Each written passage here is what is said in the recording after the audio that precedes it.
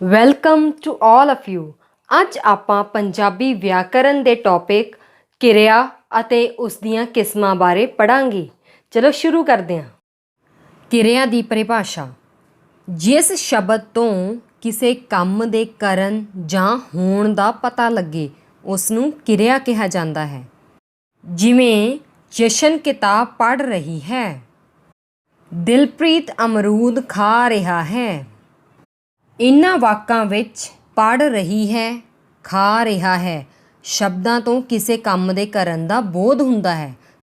ਇਸ ਲਈ ਇਹ ਦੋਨੋਂ ਵਾਕ ਕਿਰਿਆ ਦੀ ਉਦਾਹਰਨ ਹਨ। ਕਿਰਿਆ ਵਿੱਚ ਕਰਤਾ ਅਤੇ ਕਰਮ ਮੁੱਖ ਭੂਮਿਕਾ ਨਿਭਾਉਂਦੇ ਹਨ।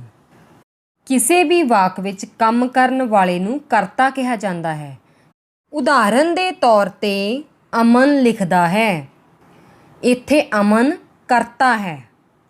ਜਿਸ ਉੱਤੇ ਕੰਮ ਕੀਤਾ ਜਾਵੇ ਉਸ ਨੂੰ ਕਰਮ ਕਿਹਾ ਜਾਂਦਾ ਹੈ। ਜਿਵੇਂ ਅਮਨ ਕਾਪੀ 'ਤੇ ਲਿਖਦਾ ਹੈ। ਇੱਥੇ ਕਾਪੀ ਕਰਮ ਹੈ।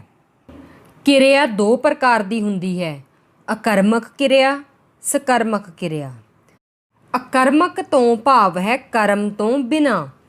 ਜਿਹੜੀ ਕਿਰਿਆ ਕਰਮ ਤੋਂ ਬਿਨਾਂ ਹੁੰਦੀ ਹੈ ਉਸ ਨੂੰ ਅਕਰਮਕ ਕਿਰਿਆ ਕਹਿੰਦੇ ਹਨ। ਭਾਵ ਜਿਸ ਕਿਰਿਆ ਵਿੱਚ ਕਰਤਾ ਤਾਂ ਹੋਵੇ ਪਰ ਕਰਮ ਨਾ ਹੋਵੇ ਉਹ ਅਕਰਮਕ ਕਿਰਿਆ ਕਹਾਉਂਦੀ ਹੈ। ਜਿਵੇਂ ਪਿਤਾ ਜੀ ਪੜ੍ਹ ਰਹੇ ਹਨ, ਹਰਮਨ ਖੇਡਦਾ ਹੈ। ਕਿਰਿਆ ਦੀ ਦੂਜੀ ਕਿਸਮ ਹੈ ਸਕਰਮਕ ਕਿਰਿਆ। ਸਕਰਮਕ ਤੋਂ ਭਾਵ ਹੈ ਕਰਮ ਸਹਿਤ। ਭਾਵ ਉਹ ਕਿਰਿਆ ਜਿਹੜੀ ਕਰਮ ਸਹਿਤ ਵਾਪਰਦੀ ਹੈ, ਜਿਸ ਵਿੱਚ ਕਰਤਾ ਵੀ ਹੋਵੇ ਤੇ ਕਰਮ ਵੀ ਹੋਵੇ, ਉਸ ਨੂੰ ਸਕਰਮਕ ਕਿਰਿਆ ਆਖਦੇ ਹਨ।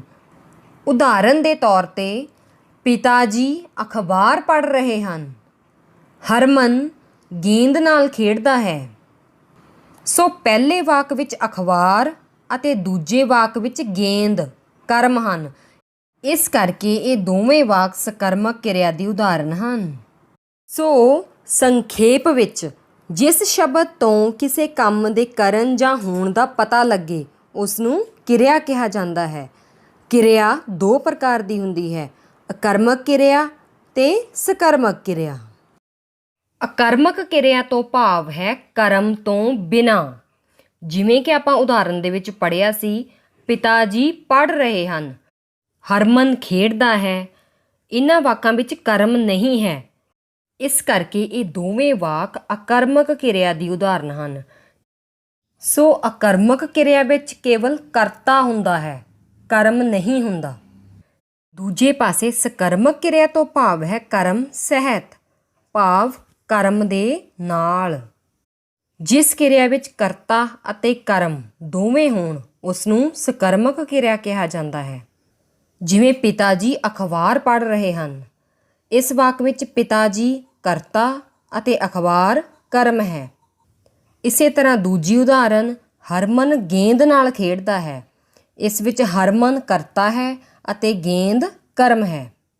ਸੋ ਅਕਰਮਕ ਕਿਰਿਆ ਅਤੇ ਸਕਰਮਕ ਕਿਰਿਆ ਦੋਹਾਂ ਦੇ ਅੰਤਰ ਨੂੰ ਸਮਝਣ ਲਈ ਇੱਕ ਹੋਰ ਉਦਾਹਰਨ ਦੇਖਦੇ ਹਾਂ। ਜਸ਼ਨ ਪੜ੍ਹ ਰਹੀ ਹੈ। ਇਹ ਵਾਕ ਅਕਰਮਕ ਕਿਰਿਆ ਦੀ ਉਦਾਹਰਨ ਹੈ। ਜਸ਼ਨ ਕਿਤਾਬ ਪੜ੍ਹ ਰਹੀ ਹੈ। ਸੋ ਇਹ ਵਾਕ ਸਕਰਮਕ ਕਿਰਿਆ ਦੀ ਉਦਾਹਰਨ ਹੈ।